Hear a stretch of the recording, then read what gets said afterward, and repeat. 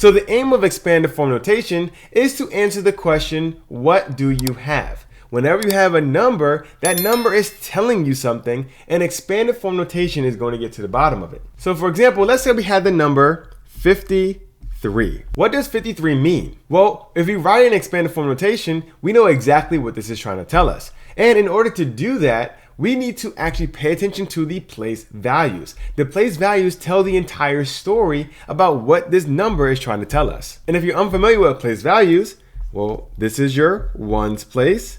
This is your tens place. We don't have anything in the hundreds place or beyond that, so we kind of just stop here. Well, what does 5 in the tens place mean? Well, that means we have 5 tens. Well, what about 3 in the ones place? Well, that means we have 3 ones. And 5 tens, well, what does that look like? 1, 2, 3, 4, 5. And what does 3 ones look like? 1, 2, 3. Now, how much is that? If we have 5 tens, what does that equal if we were to add everything together? Well, 10 plus 10 plus 10 plus 10 plus 10 gives you a big fat 50. And what about these ones here? Well, 1 plus 1 plus 1, that gives you a pretty skinny 3. So if this means that you have 5 tens and 3 ones, well, that's really just 50 plus 3. And this is your expanded form. This is the story that your 53 is trying to tell you. You have 50 or 5 tens plus 3 or 3 ones. How about this number here, 274? What is this number trying to tell us? Well, let's write it in expanded form and figure it out. Notice we started with our highest number in our last example. We're going to do the same thing. You always start with your highest place value. Here we have ones, we have tens, and this time we have hundreds. So we're going to start with our hundreds, our highest place value, which is always going to be to the left. Well, what does this 2 in the hundreds place mean? Well, that means we have 2 hundreds. And the 7 in the tens place means we have 7 tens. And 4 in the ones place means we have 4 ones. Now, what does this look like? 2 hundreds. Well, we have 2 100s. And similar to how we did last time, we can add these together to get 200. How about 7 tens? Well, 1, 2, 3, 4, 5, 6, 7. And if we were to add all of these together, we would get, well, what's 10 plus 10 plus 10 plus 10 plus 10 plus 10 plus 10? Well, that's going to be 70. And what about these 4 ones? Well, you got 1, 1, 1, 1. You're going to add them all together, and that's going to equal 4. So 2 hundreds, 7 tens, and 4 ones means we have 270 and 4.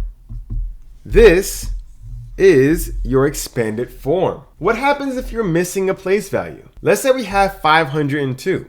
Now, we have all the numbers filled in, but you notice that we have a 0 here, and the 0 is going to be in the tens place. We have ones here, and this is hundreds, and the 0 is in the tens place. Well, what does this mean? What is this trying to tell us? Well, let's break it down just like we just did, and let's figure out what the 0 in the tens place means. This 5 in the hundreds place means we have 5 hundreds. This 0 in the tens place should mean we have 0 tens. And the 2 in the ones place means we should have 2 ones. Now, 5 hundreds, we know that to be 5 hundreds, and we can add that to be 500. 0 tens. Well, what do we write there? Well, if that's 500s and we wrote out 5 times, how many times are we going to write the 10? 0 times. We don't write anything here because we have no tens. How about the ones? How many ones do we have? We have 2 ones, so we can just write them out like that. We're going to add these up anyway, so let's write them out like that. And we have that left. So because we don't write anything here, we can effectively ignore that. So we really only have 5 hundreds and 2 ones. So that 500s means we have 500, and the 2 ones means we have a 2. We add them together.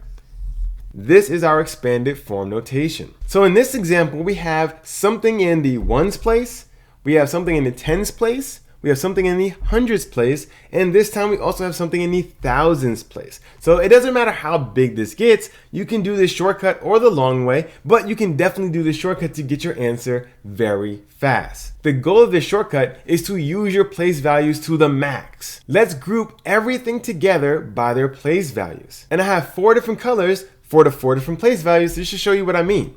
So this 4 here, we're going to group that 4 together. This 1 here, we're going to group that together as well. So I'm gonna make a slightly bigger box.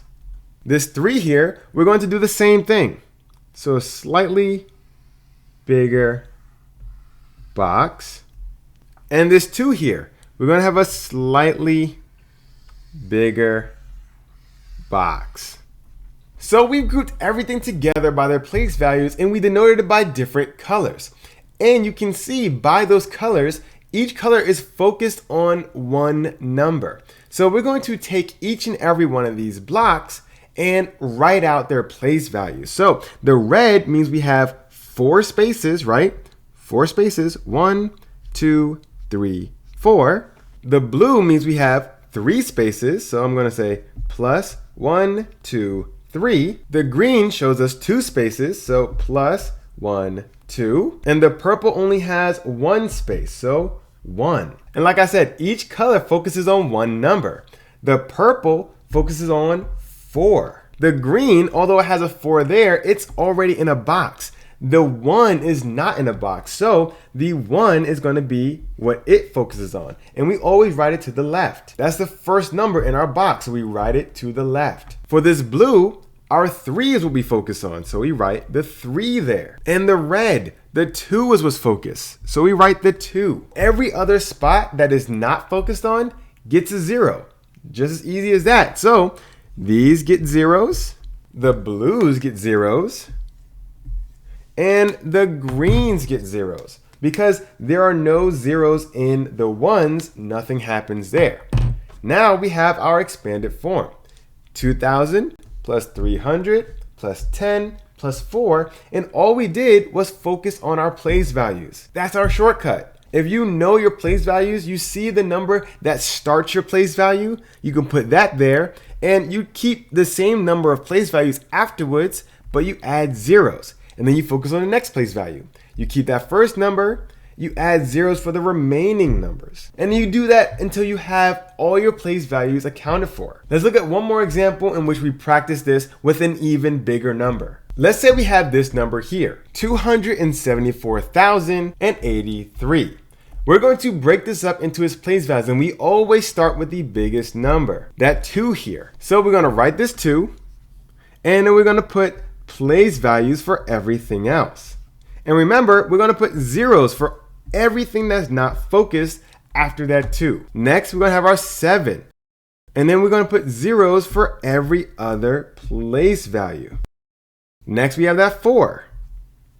And then 0 for every other place value. Now we have a 0 here. Remember what we did way back where we had a 0 in a place value. Nothing shows up, so we can skip whenever there's a 0 in a place value. So we go to our 8, and we put that there, and then put a 0 there, and then we finish it off with our 3. So this one is going to be 200,000 plus 70,000 plus 4,000 plus 80 plus 3. This whole thing is our expanded form notation. Well, thank you for watching. I hope you learned something today. And if you did, be sure to leave a like and hit the subscribe button. See you again next week.